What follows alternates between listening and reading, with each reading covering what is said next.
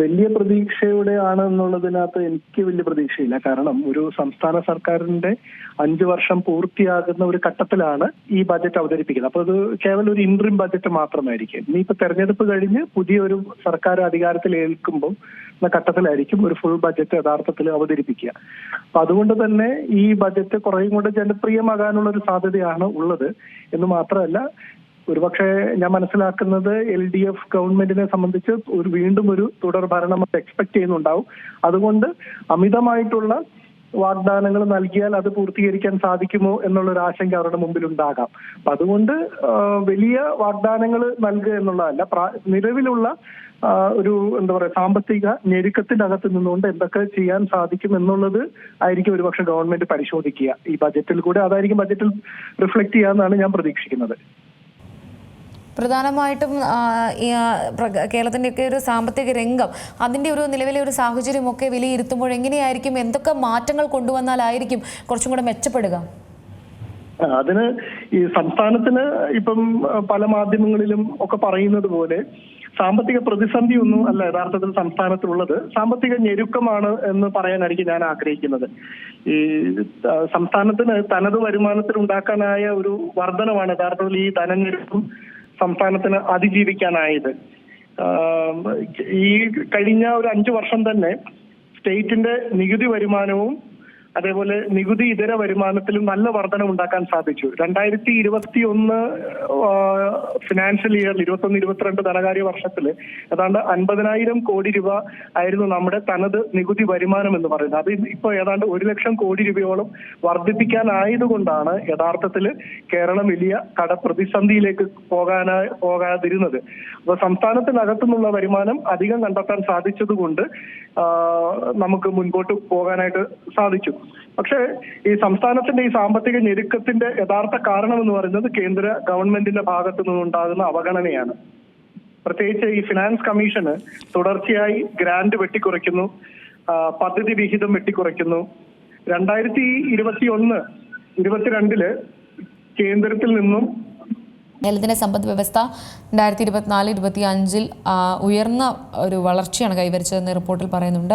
നെൽകൃഷി, മത്സ്യമേഖല, വ്യവസായ മേഖല, സഹകരണ മേഖല, വിവരസാങ്കേതിക മേഖല, പൊതുവിതരണ മേഖല തുടങ്ങിയ എല്ലാ മേഖലകളിലും വലിയ കുതിപ്പാണ് കേരളം കൈവരിച്ചതെന്ന് ഈ റിപ്പോർട്ടിൽ പറയുന്നുണ്ട്. GSDP 6.19% അടക്കമാണ് വളർച്ച കൈവരിച്ചിരിക്കുന്നത്. 2023 മുതൽ 2024 കണക്കുകൾ പ്രകാരം ഒരു വലിയൊരു വളർച്ച, വലിയൊരു വ്യത്യാസം തന്നെയാണ് ഉണ്ടായിരിക്കുന്നത്. ശ്രീ ബിജു എബ്രഹാം തുടരുന്നുണ്ടെന്നാണ് മനസ്സിലാക്കുന്നത്. സർ, പൂർത്തിയാക്കാം. അത് ഞാൻ പറഞ്ഞു വന്ന ഇതാണ്, ഈ ധനകമ്മീഷന് തുടർച്ചയായിട്ട് കേരളത്തിന്റെ ഗ്രാന്റ് വെട്ടിക്കുറയ്ക്കുന്നുണ്ട്.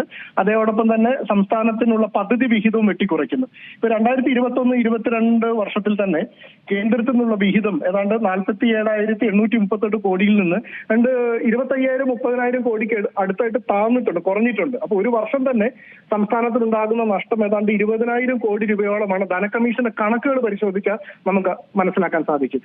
ആ 47,000 കോടിയിൽ നിന്ന് ഇന്നൊരു 55,000-ഓ 60,000 കോടിയായിട്ട് ഉയരേണ്ടുന്ന ഒരു സാഹചര്യത്തിൽ നിന്നാണ് ഇന്ന് ഏതാണ്ട് 25,000-27,000 കോടിയായിട്ട് കുറയുന്നത്. അപ്പൊ ഒരു വർഷം ഉണ്ടാകുന്ന നഷ്ടം യഥാർത്ഥത്തിൽ ഈ ഫിഗേഴ്സിൽ തന്നെ നോക്കിയ 20,000, യഥാർത്ഥത്തിൽ അത് വർഷാവർഷം വർദ്ധിക്കേണ്ടതിന് പകരം അങ്ങനെയാണെങ്കിൽ 30,000 കോടി രൂപ, അപ്പം 3 5 15 5 വർഷം കൊണ്ട് 1.5 ലക്ഷം കോടി രൂപയുടെ നഷ്ടമാണ് യഥാർത്ഥത്തിൽ സംസ്ഥാനത്തിന് ഉണ്ടായിരിക്കുന്നത്. അപ്പൊ സംസ്ഥാനത്തിന്റെ ഈ സാമ്പത്തിക പ്രതിസന്ധിയുടെ അടിസ്ഥാന കാരണം എന്ന് പറയുന്നത് കേന്ദ്ര സർക്കാരിൽ നിന്നുണ്ടാകുന്ന കടുത്ത അവഗണനയാണ്. അപ്പൊ സംസ്ഥാനത്തിന്റെ വരുമാനത്തിന്റെ ഒരു ഗണ്യമായ ഭാഗം കേന്ദ്ര സർക്കാർ കൊണ്ടുപോകുന്നുണ്ട്. എന്നാൽ സംസ്ഥാനത്തിന്റെ ചെലവിന് ആവശ്യമായതൊട്ട് നൽകുന്നുമില്ല. ഇപ്പൊ സെൻട്രലി സ്പോൺസർഡ് സ്കീംസ് നമുക്കറിയാം, കേന്ദ്ര ആവിഷ്കൃത പദ്ധതികൾ, ഇതെല്ലാം തന്നെ മാച്ചിങ് ഗ്രാന്റുകളാണ്. അതിന്റെ ഒരു ഭാഗം കേന്ദ്ര സർക്കാർ നൽകും, ബാക്കി ഭാഗം സംസ്ഥാന സർക്കാർ എടുക്കണം. അതിനാണ് നമ്മൾ മാച്ചിങ് ഗ്രാന്റ് എന്ന് വിളിക്കുന്നത്. അപ്പൊ മേജർ ഷെയർ ഇപ്പൊ എല്ലാം എടുക്കുന്ന സംസ്ഥാനമാണ്. ഏതാണ്ട് ഇപ്പം ഒരു 1,000 കോടി രൂപ തരികയാണെങ്കിൽ അതിനകത്ത് അതിന്റെ ഒരു 20-30% മാത്രമാണ് സെൻട്രൽ ഗവൺമെന്റ് നൽകുന്നത്. ബാക്കി ഒരു 70%, ചില കേസിൽ 60-70%, അല്ലെങ്കിൽ ടുവേർഡ്സ് 80% വരെ സ്റ്റേറ്റ് വഹിക്കേണ്ടതായിട്ട് വരുന്നു. എന്ന് മാത്രമല്ല യൂണിയൻ ഗവൺമെന്റ് പറയുന്നത് അവരുടെ ബ്രാൻഡിങ് നടത്തണമെന്നാണ്. ഇപ്പം ലൈഫ് ഭവന പദ്ധതി ഇപ്പം നമുക്ക് ഏതാണ്ട് 75,000 രൂപയോളം ലഭിച്ചിട്ട് ആ വീടിന് പ്രൈം മിനിസ്റ്ററിന്റെ പേര് ഉദ്ദേശിക്കുന്ന ഒരു പദ്ധതിയായിട്ട് അതിനെ രൂപമാറ്റം ചെയ്യണമെന്ന്. ഇന്ത്യയിൽ തന്നെ ആരോഗ്യ മേഖലയ്ക്ക് ഏറ്റവും അധികം പണം ചെലവഴിക്കുന്ന, വിദ്യാഭ്യാസ മേഖലയ്ക്ക് ഏറ്റവും പണം ചെലവഴിക്കുന്ന, കാലങ്ങളായി ചെലവഴിക്കുന്ന ഒരു സംസ്ഥാനമാണ് കേരളം എന്ന് പറയുന്നത്. കേന്ദ്ര ആവിഷ്കൃത പദ്ധതിയുടെ ഭാഗമായിട്ട് ഒരു മാച്ചിങ് ഗ്രാന്റ് ലഭിക്കുന്നുണ്ട് എന്ന ഒറ്റ കാരണം കൊണ്ട് കേന്ദ്ര സർക്കാരിന്റെ ബ്രാൻഡിങ് ഈ പറയുന്ന സ്കൂളുകളിലും ആശുപത്രികളിലും ഒക്കെ നടത്തേണ്ടി വരുന്ന ഒരു സാഹചര്യം നിലനിൽക്കുന്നുണ്ട്. അപ്പം ഇത് ഒരു പ്രശ്നം. മറ്റൊന്ന്, ഈ ബജറ്റ് ഡെഫിസിറ്റ് ഉണ്ടാകുമ്പോൾ കടമെടുക്കുക എന്ന് പറയുന്നത് ഒരു ഫിസ്ക്കൽ പോളിസിയുടെ ഭാഗമാണ്. ഒരു ബജറ്റ് ഡെഫിസിറ്റിന് അതിജീവിക്കുന്നതിന് വേണ്ടിയിട്ട് വായ്പ എടുക്കാൻ പോലും വേണ്ട അനുമതി ലഭിക്കുന്നില്ല.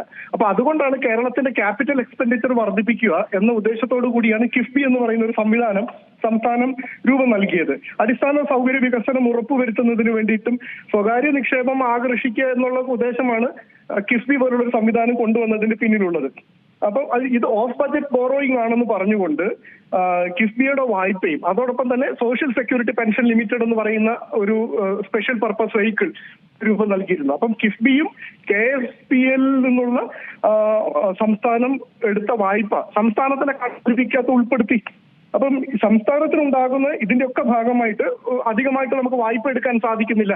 ഈ അവസാന ക്വാർട്ടറിൽ, ജനുവരി, ഫെബ്രുവരി, മാർച്ച് എന്ന ഈ ലാസ്റ്റ് ഫിനാൻഷ്യൽ ഇയറിന്റെ ക്വാർട്ടറിൽ പോലും ഏതാണ്ട് 6600 കോടി രൂപയാണ് നമ്മുടെ വായ്പ എടുക്കാൻ വേണ്ട നമ്മുടെ ആ ഒരു പൂളിൽ നിന്ന് വെട്ടിക്കുറച്ചിരിക്കുന്നത്. അപ്പൊ ഇത് സംസ്ഥാനത്ത് ഈ ഒരു പ്രത്യേകിച്ച് ഒരു ഇയർ എൻഡ് ആകുമ്പോൾ സ്റ്റേറ്റിന് ഏറ്റവും അധികം ആവശ്യങ്ങൾ ഉണ്ടാകുന്ന ഒരു ഘട്ടമാണ്. അപ്പൊ ഈ വിധത്തിലെല്ലാം ഒരു ശത്രു രാജ്യങ്ങള് എന്താ പറയാ മറ്റു രാജ്യങ്ങളുടെ പുറത്ത് സാമ്പത്തിക ഉപരോധം ഏർപ്പെടുത്തുന്നത് നമ്മൾ ഇന്റർനാഷണൽ പൊളിറ്റിക്സിൽ നമ്മൾ കേൾക്കുന്നതാണ്. ഏതാണ്ട് യൂണിയൻ ഗവൺമെന്റ് അവർക്ക് താല്പര്യമില്ല എന്നുള്ള ഒറ്റ കാരണം കൊണ്ട് സംസ്ഥാന സർക്കാരിന്റെ പുറത്ത് സാമ്പത്തിക ഉപരോധം കണക്കെയുള്ള നടപടികളാണ് സ്വീകരിക്കുന്നത്. ഇത് എങ്ങനെയാണ് ഒരു സംസ്ഥാനത്തിന് മുൻപോട്ട് പോകാൻ സാധിക്കുക? അപ്പൊ തങ്ങൾക്ക് ഇഷ്ടമല്ല എന്നുള്ള കാരണം കൊണ്ട് സംസ്ഥാനത്തെ വലിയ അളവിൽ സാമ്പത്തികമായി ബുദ്ധിമുട്ടിക്കുന്നുണ്ട്. ഞാൻ മുമ്പ് സൂചിപ്പിച്ചതുപോലെ 1 മുതൽ 1.5 ലക്ഷം കോടി രൂപയുടെ വരെ വരുമാന നഷ്ടം സംസ്ഥാനത്തിനുണ്ടാവുന്നത്. മുണ്ടക്കൈ ചൂരൽമലയിൽ ഒരു ദുരന്തം ഉണ്ടായപ്പോൾ നമ്മൾ കണ്ടതല്ലേ. പ്രധാനമന്ത്രി ഇവിടെ വന്നൊരു കുഞ്ഞിനെ കളിപ്പിച്ചിട്ട് പോയി. അദ്ദേഹം ഇവിടെ ആശ്വാസ വാക്കുകളൊക്കെ പറഞ്ഞു. പക്ഷെ നയാ പൈസ സംസ്ഥാനത്തിന് ലഭിച്ചില്ല. സ്റ്റേറ്റ് ഡിസാസ്റ്റർ റിലീഫ് ഫണ്ടിന്റെ ഭാഗമായിട്ട് ഫിനാൻസ് കമ്മീഷന്റെ ഭാഗത്ത് നിന്ന് നൽകേണ്ടുന്ന വിഹിതം അല്ലാതെ, ആ വിഹിതം ഇതുണ്ടായാലും ഈ ദുരന്തം, പ്രകൃതി ദുരന്തം ഉണ്ടായാലും ഇല്ലെങ്കിലും എല്ലാ വർഷവും ഫിനാൻസ് കമ്മീഷൻ കൃത്യമായിട്ട് ഇന്ത്യയിലെ മുഴുവൻ സംസ്ഥാനങ്ങൾക്ക്, യൂണിയൻ ടെറിട്ടറികൾക്ക് നൽകുന്ന വിഹിതമാണ്. അതിന്റെ വിഹിതമല്ലാതെ നയാ പൈസ കേരളത്തിന് കിട്ടിയോ? കേരളം ഈ രാജ്യത്തിന്റെ ഭാഗമല്ലേ? എന്തുകൊണ്ടാണ് ഈ വിധത്തിൽ നമ്മുടെ സംസ്ഥാനത്തിനോട് ഇടപെടുന്നത്? മറ്റൊരു പ്രധാനപ്പെട്ട പ്രശ്നം എന്ന് പറയുന്നത്, ഫിനാൻസ് കമ്മീഷനുകൾ കാലങ്ങളായിട്ട് ഇന്ത്യയിൽ പല വിധത്തിലുള്ള ഗുണപരമായ മാറ്റങ്ങൾ കൊണ്ടുവരുന്നതിന് വേണ്ട നിർദ്ദേശങ്ങൾ മുൻപോട്ട് വയ്ക്കുക. ആ നിർദ്ദേശങ്ങൾ അപ്പാടി പാലിച്ചതുകൊണ്ട് ഇപ്പൊ ആരോഗ്യ മേഖലയിൽ, വിദ്യാഭ്യാസ മേഖലയിൽ ജനസംഖ്യയെ കുറച്ചു കൊണ്ടുവരുന്നതിൽ,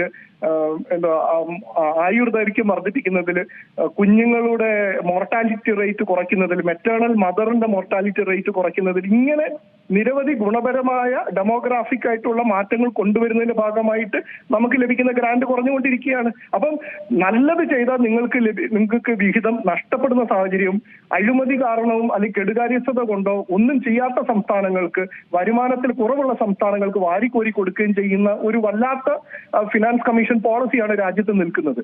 ഈ രാജ്യത്തിന്റെ ഈ ടാക്സിന് പുറമെ എന്താ പറയാ സെസ് സർചാർജ് എന്ന പേരിൽ തന്നെ പിടിച്ചുകൊണ്ട് പോകുന്നതാണ് 5 ലക്ഷം കോടി രൂപ. ഇതൊന്നും സംസ്ഥാനങ്ങളുമായിട്ട് പങ്കുവെക്കുന്നില്ല. നികുതി വിഹിതം മാത്രമേ പങ്കുവെക്കപ്പെടുന്നുള്ളൂ. അപ്പൊ സംസ്ഥാനങ്ങൾക്കുണ്ടാകുന്ന വിഹിതത്തിന്റെ നഷ്ടം എന്ന് പറയുന്നത് അതിഭീകരമാണ്. ഇതിന്റെ പശ്ചാത്തലത്തിൽ ഞാൻ ആദ്യം സൂചിപ്പിച്ചത് സംസ്ഥാനം കടന്നു പോകുന്നത് വലിയ സാമ്പത്തിക ഞെരുക്കത്തിൽ കൂടിയാണെന്ന്. എന്നാൽ സാമ്പത്തിക പ്രതിസന്ധിയിലേക്ക് പോകാതിരുന്നത് സംസ്ഥാനത്തിന്റെ അകത്ത് റവന്യൂ കളക്ഷൻ ഊർജിതപ്പെടുത്താൻ സഹായിച്ചുകൊണ്ട്, ഇപ്പം GST മേഖലയിൽ തന്നെ ഇന്ത്യയിൽ മറ്റ് സംസ്ഥാനങ്ങൾ ഈ കഴിഞ്ഞ ഒരു മാസം കൊണ്ട് തന്നെ തമിഴ്നാട്ടിൽ നിന്ന്, കർണാടകയിൽ നിന്ന്, തെലങ്കാനയിൽ നിന്ന്, ആന്ധ്രയിൽ നിന്നുള്ള ധനമന്ത്രിമാർ കേരളത്തിൽ വന്നിരുന്നു. എന്തായിരുന്നു? കേരളത്തിലെ GST പിരിക്കുന്ന രീതികളെ കുറിച്ചിട്ട് മനസ്സിലാക്കാനും പഠിക്കാനും അവരുടെ സംസ്ഥാനങ്ങളിൽ നടപ്പിലാക്കാനും വേണ്ടിയിട്ട്. അപ്പം GST ഓഡിറ്റ് വിഭാഗം, ഇന്റലിജൻസ് വിഭാഗം ഇന്ത്യയിൽ തന്നെ ഏറ്റവും മികച്ച രീതിയിൽ അതിന് നമ്മൾ കടപ്പെട്ടിരിക്കുന്ന ഒരു ഉദ്യോഗസ്ഥനുണ്ട്. അദ്ദേഹത്തെ വീണ്ടും കേന്ദ്ര സർവീസിലേക്ക് പോയി. എബ്രഹാം എന്ന അദ്ദേഹത്തിന്റെ പേര് പൂർണ്ണമായിട്ട് ഞാൻ ഓർക്കുന്നില്ല.